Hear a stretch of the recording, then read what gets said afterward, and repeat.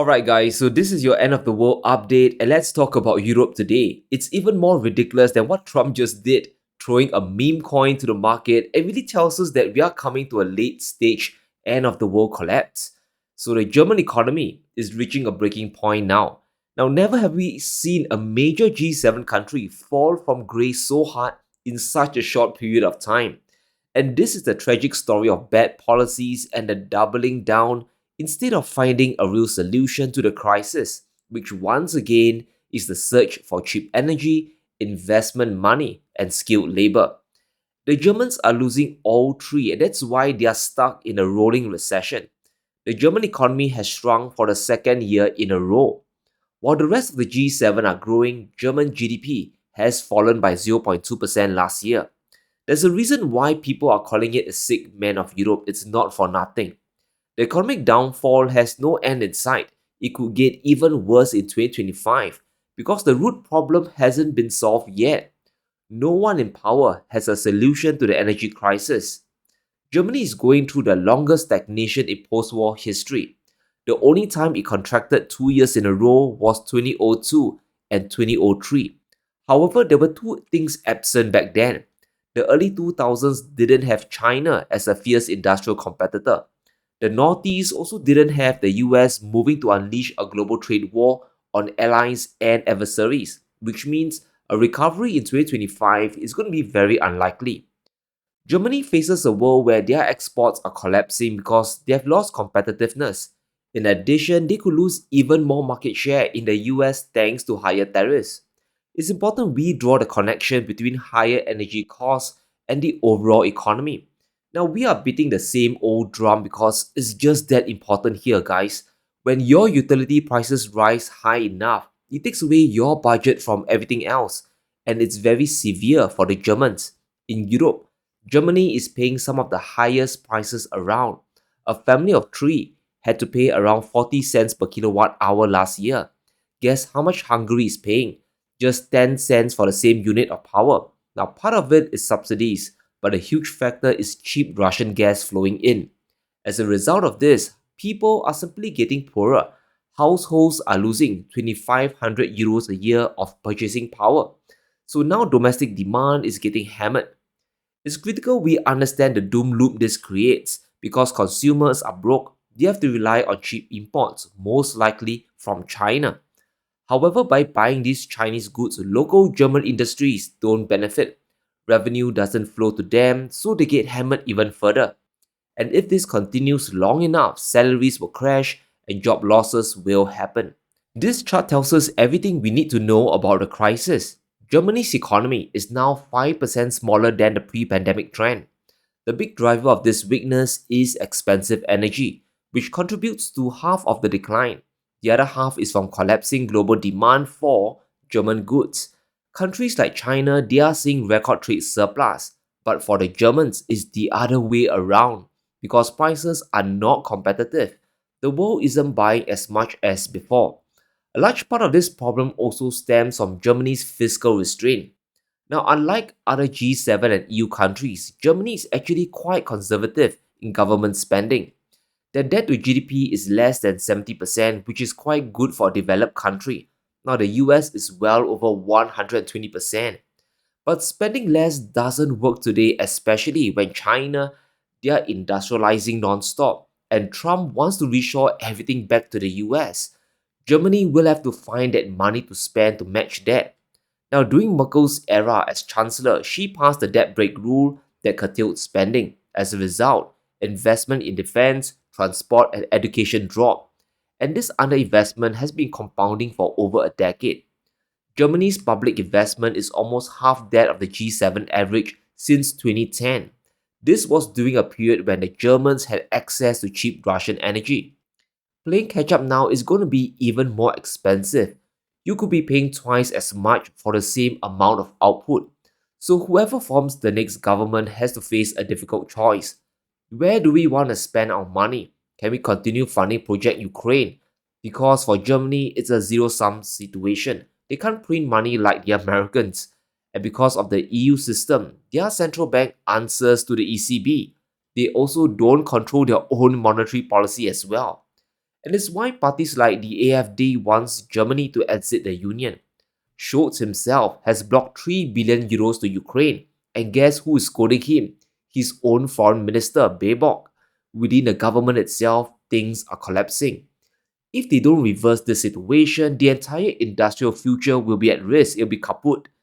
And when you underinvest long enough in the economy, a ton of problems start to emerge that will make the industrial situation even worse. And it's not a surprise that companies are moving away to China, they are moving away to the US. And this goes beyond just cheap energy. Germany's working age population is projected to decline by over 0.6%. That's the worst compared to the rest of the G7. So now labor costs are becoming more and more expensive.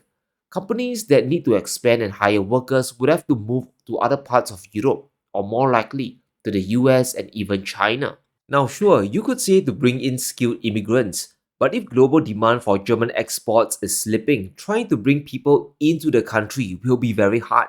You have to dangle a very big carrot to get them coming in. This is where we must talk about Trump's trade war because the Germans are horribly exposed. Not as much as Canada, but still very dependent on US trade to survive. The US is the biggest importer of German goods. In 2023, Germany sold over $150 billion worth of goods to the US. If we throw in services, the total is around $220 billion. That makes them the biggest single country. In contrast, China is at number 5, and we know Chinese consumption is turning inwards as well. Locals are choosing their own local brands because prices are better. 10% of all German products goes into the US. And here's how crazy the dependence is. This accounts for nearly 4% of Germany's GDP. So if Trump just hits Germany with a 10% tariff, it's enough to force Germany back into stagnation. This rolling recession could continue for another 2, 3, or 4 years. So if the Germans face the US in a trade war, there's no way they could retaliate. The US doesn't rely much on Germany to buy their goods.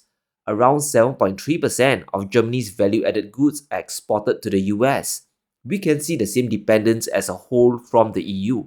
Over 8% of their value-added exports goes into the US consumer market. However, the Americans only export 0.8% to the Germans. In other words, Germany needs market access to US consumers and not the other way around. This sets up a tremendous dilemma.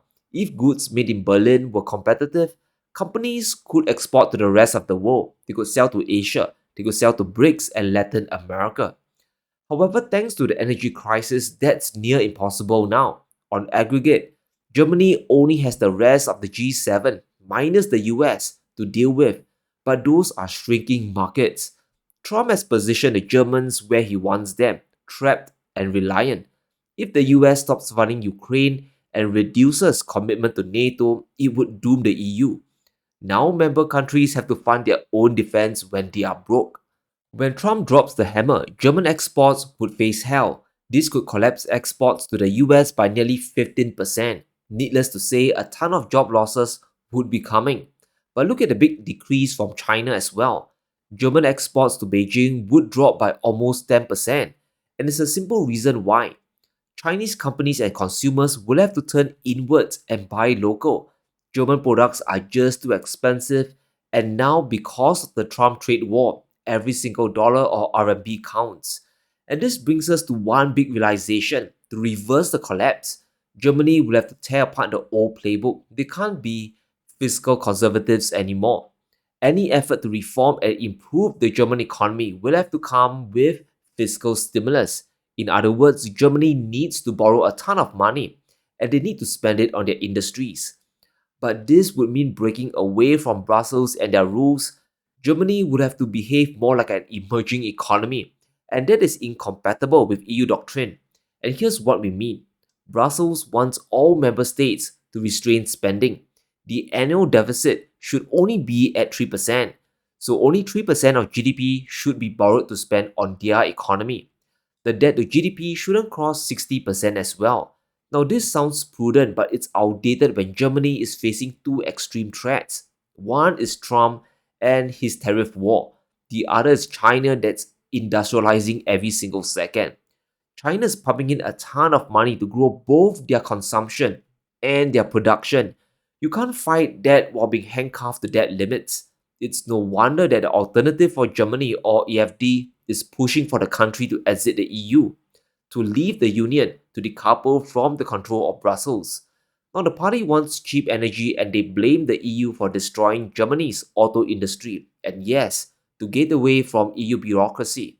Now, this is a very radical proposal to say the least, but as we said, the further the German economy falls into the abyss, the more desperate the measures become. Now, would this work for Germany? It's hard to say because it's also dependent on Russia to turn back the gas supply.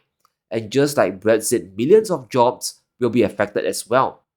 But if the Germans do leave the Eurozone, it would most likely collapse the entire EU project. Not only that, we'll see the end of the euro. There's no way for the currency to survive if the beating heart of Europe exits the bloc. Now we can talk about the dissolution of the EU, but let's just focus on the euro because it's still a major reserve currency. So what is a currency here? It's basically a medium of exchange to buy goods and services. You give me 20,000 euros, I give you a car. I sell you a loaf of bread, you pay me 5 euros. And here's where the problem lies. If Germany leaves the EU, a tremendous amount of goods and services would evaporate. Despite the collapse, Germany's economy in 2024 is the biggest in Europe. Their GDP is $4.6 trillion. It's 50% more than France and double that of Italy. But look at the rest of Europe. Germany's economy is equal to 22 of these countries. This includes Finland, Sweden, Hungary, Poland, and all the Baltic states combined. It's game over for the EU system and the euro if Germany leaves. Suddenly, the euro becomes even more worthless than before. Revenue and contributions to subsidize the rest of the bloc will be gone as well. And because Germany is the biggest member state, the money collected is enormous. That pot of gold would disappear if the Germans leave. So just on economics alone, we can understand why there's this big pushback against the AFD.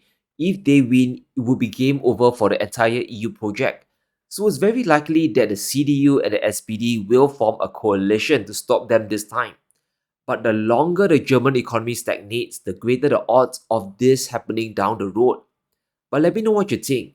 Can Germany U-turn their economy and can the EU project continue as it is? Let me know in the comments below. Stay safe, be sure to smash the like button and subscribe as we navigate through these crazy times.